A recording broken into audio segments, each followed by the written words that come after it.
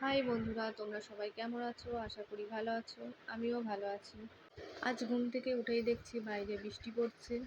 আর আমি উঠে আমার ঘরের কাজগুলো করে নিচ্ছি। এর মধ্যে আমার শ্বশুর চলে আসলো আর আমার মেয়েকে নিয়ে চলে গেল। তাই আমি আমার কাজগুলো আরও তাড়াতাড়ি করার চেষ্টা করছি। সকালের কাজ সেরে আমি স্নান টান করে পুজো দিয়ে নিয়েছি। তারপরে আমার মেয়ে চলে আসে।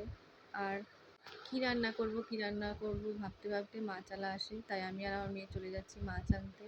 আর যেতে যেতেই দেখতে পাই চালে একটা চাল কুমড়ো বড় হয়ে গিয়েছে। তাই ভাবলাম চাল কুমড়োটাই আজকে পারবো। সেটা ভেবেই চলে গেলাম মাছ আনতে।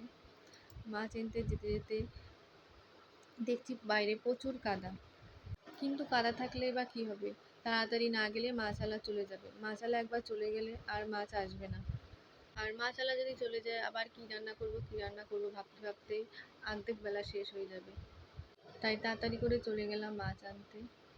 মাছ আনতে গিয়ে দেখি মাছআলার কোনো খোঁজই নেই এখনও। তারপরে মাছআলা আসলো, আমরা মাছ টাছ নেব, তখনই দেখছি বৃষ্টি পড়ছে। আর এদিকে দেখো ওই বাড়িতে কত জল জমে গিয়েছে।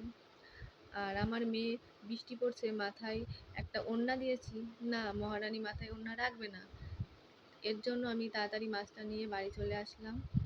তারপর আমার শ্বশুরকে বলেছিলাম চাল কুমড়োটা কেটে রাখতে, দিয়ে আমার শ্বশুর অর্ধেক চাল কুমড়ো রেখে গিয়েছে আর অর্ধেক আমার শ্বশুর নিয়ে গিয়েছে।